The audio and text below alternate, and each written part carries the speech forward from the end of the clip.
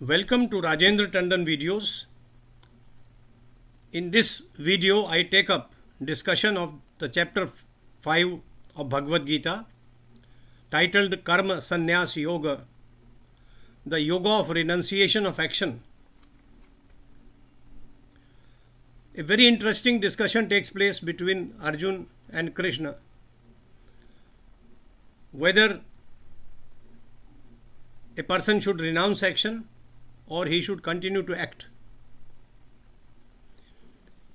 In this chapter, Krishna also advises everyone that to achieve mukti, salvation, they should meditate,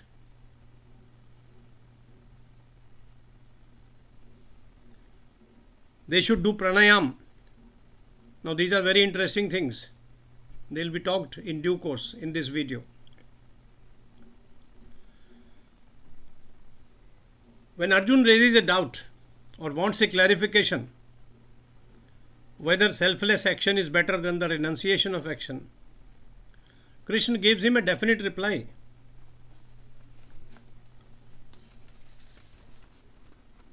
In Shloka 2, Krishna says, Sannyasa karma yogescha nishreyas karabhubhau tayostu karma sannyasat karma yogo vishishyate. Selfless action is better than giving up action altogether. Not that human beings can easily give up action, but even to think of it, that I have given up everything and I am going to become a sannyasi, it does not work. Krishna says that is not superior to selfless action.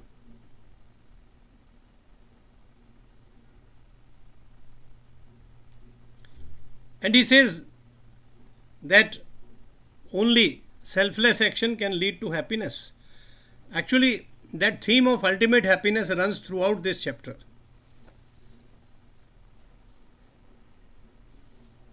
And how to achieve selfless action? Very interesting ideas are given which are practical. They can be put into practice by anyone. Freedom from hatred and desire. Gyayam se nitya sannyasi yo na dveshti na kankshati nirdvando hi mahabaho sukham bandhat pramuchyate. When a person is free from hatred and desire, he is the real sannyasi. It is not giving up work. Such a man is freed from bondage. It is he who attains salvation, liberation. This is the third shloka. And only the ignorant perceive otherwise, says Krishna in 4. They think that contemplative action, that is sannyas, renouncing the world, is better than selfless action, and the two things are poles apart. Krishna says, no, they are not. Yat sankhya prapyate sthanam tad yogai api gamyate ekam sankhya cha yogam cha ya pashyati sapashyati. That is stanza 5. What the thinkers without acting achieve, the same thing is done by yogis, by action. Krishna says contemplative action and karma yoga are one and the same. This is the way to look at things. Ya pashyati sapashyati. The one who knows this knows the reality of karma.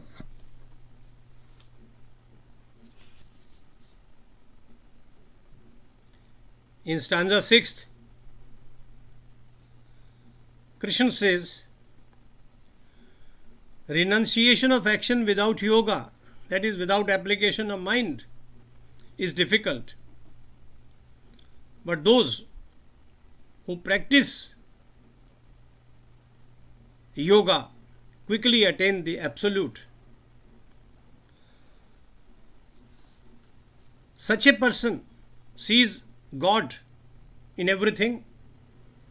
Such a person sees himself in all in himself, and karma does not involve him. The 7th shloka is a remarkable statement on this issue. Yoga yukto vishuddhatma vijitatma jitendriya sarvabhutatma bhutmatma kurvannapi na lipyate. A person engaged in yoga, whose intelligence is purified, whose mind is controlled, who has identified with the self of all beings, because God is everyone is God. Such a person doesn't get involved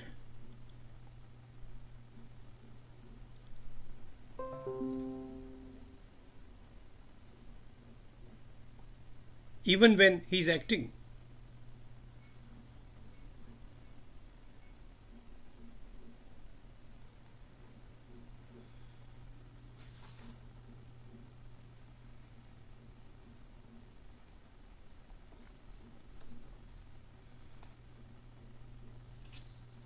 In Shloka 10, Krishna says, Yogi is God's instrument.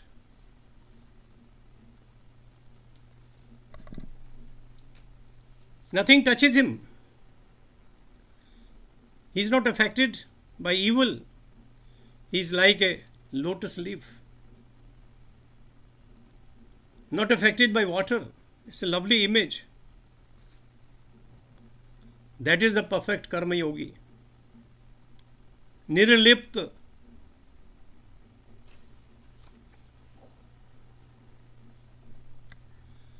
And therefore, act without attachment. That is the advice. Rather, he says in 11, Karma yogis act with the body, mind, intellect, and even senses. But the purpose is purification.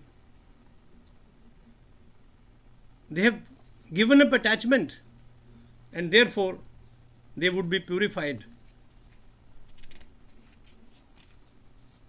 The body itself becomes an instrument of salvation. A remarkable statement in Shloka 13. The body becomes an instrument of salvation. Use it. Use it to do good deeds, carefully considered, mature, truthful, service of human beings. And therefore, by doing them, you will get salvation. Again and again, there is a social message.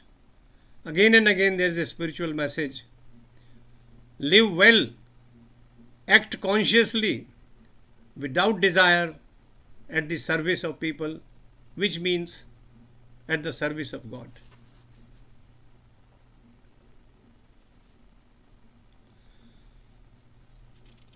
In 15 shlokas, Krishna says, look, if you do something wrong, God is not responsible. Don't think that you are laying everything at the feet of the God even by committing a crime.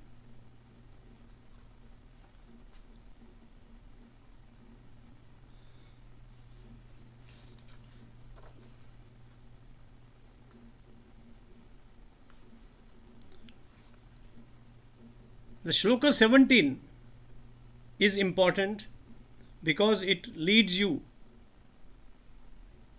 towards God, which means salvation, mukti. Once your intelligence is absorbed in God, your mind is fixed on God, you are devoted to God,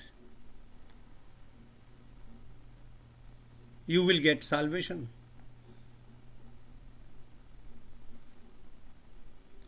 Such a person, this is a remarkable statement in Shloka 18, sees himself in every creature, God in every creature. Vidya Vinaya Sampanne Brahmane Gavi Hastini Shuni chaiva shapakecha pandita samdarshana. Now this concept of samdarshi is a concept which can improve mankind at one go. We will not kill each other. Different religions would not make us cruel. Krishna says, if a person is wise, he would look at a Brahman who is learned, a cow, an elephant, even a dog, with the same eye.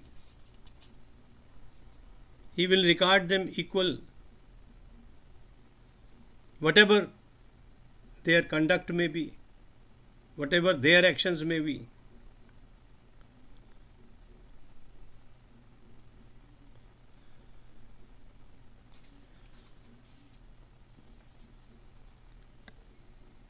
In Shloka 20, Krishna talks of a person with sthir buddhi. And he says, such a man whose wisdom is not shaken easily by circumstances or by false religions, he attains to God.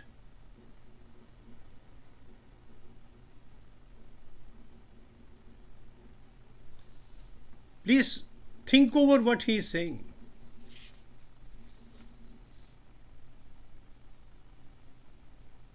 Unattached action, nishkam karma,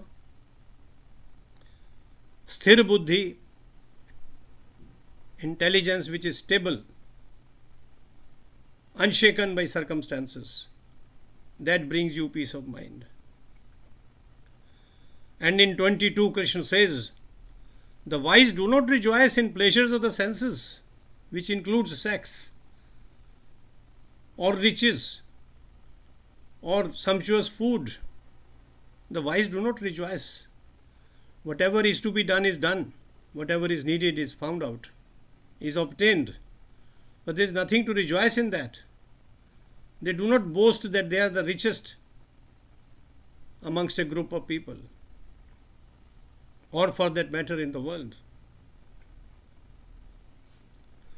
And Krishna says that some pleasures which are born of sensual contact are nothing but sources of misery, sorrow, suffering. The wise do not rejoice in them.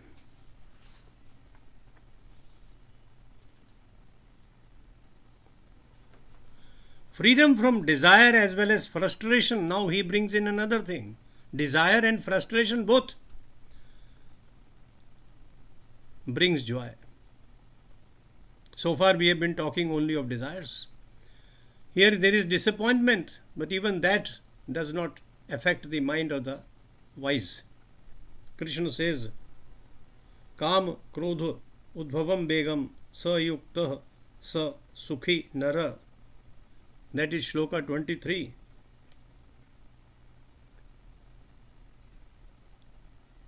When a person is free from agitation caused by desire or frustration,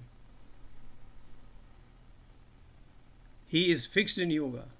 He is liberated. He is happy. He becomes a better human being. Mind the minute detail of the psychology of human beings, the sources of their happiness, the sources of their sorrow. The wise man is not affected by either. He finds happiness within.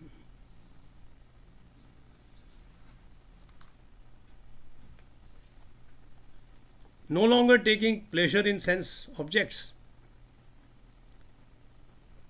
That person is happy.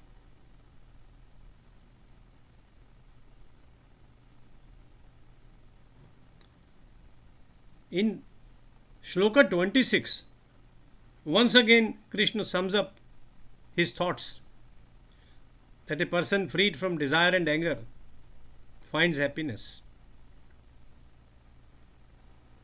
काम क्रोध विमुक्ता नाम यति नाम यत चेतसाम अभितो ब्रह्म निर्वाणम वर्तति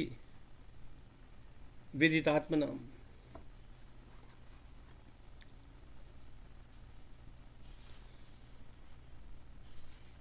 In between, in this chapter, Krishna talks of Pranayama, Samadhi.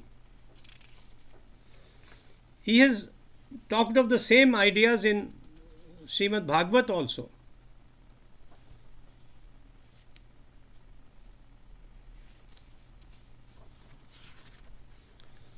How to sit and meditate.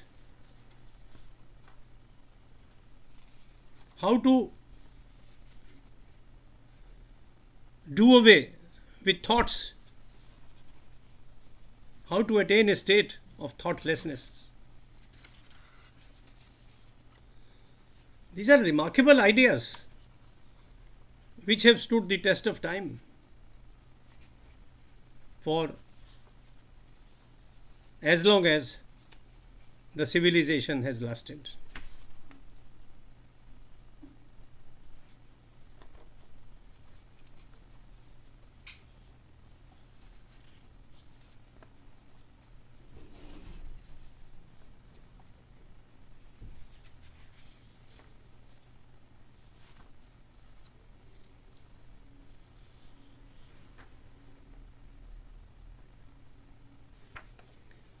In shlokas 27 and 28, there is a whole program given for meditation. Sit in a solitary place, shut out all external sense objects, fix the eyesight between the two eyebrows, equalize the incoming and outgoing breath, restrain your senses, mind and intelligence. Dedicate yourself to moksha, mukti. Mukti from what? Desire, fear and anger. You will get liberation. It's not such a difficult thing to meditate and be able to do away with thoughts, at least for half an hour or 1 hour. If you do it every day, you reach this stage. If you can do it longer, which may not be practical in the day-to-day life, it's better, but at least take out 30 minutes of your time and follow Krishna, what he has written in shlokas 27 and 28. I have given the complete text as well as the translation of these two shlokas in this video. And what is the result? That is given in shloka 29. Bhoktaram yagya tapsam sarva lokam maheshwaram suhridam sarva bhutanam gyatva mama shantim rachati. Know me, know God, know Krishna as the enjoyer of the results of sacrifice and austerities. He is the person who controls the world. He is a friend of all creatures, mind you. What a thought. He is the enjoyer of the fruit. He is the enjoyer of the sacrifices we make. He controls the entire world and he is a friend of all creatures. What a sentence! God is a friend of all creatures. So let us go to God. You don't have to die for that. You do it every day in your thoughts, in your actions, day-to-day living. God is easy to achieve. Gandhi started in South Africa. Service of the people. He started working as a compounder, as a nurse, giving up his practice for the time being in those 2 hours. That is how he became a Mahatma ultimately. He did many other things also. But somehow he was obsessed that he must do some service to the people.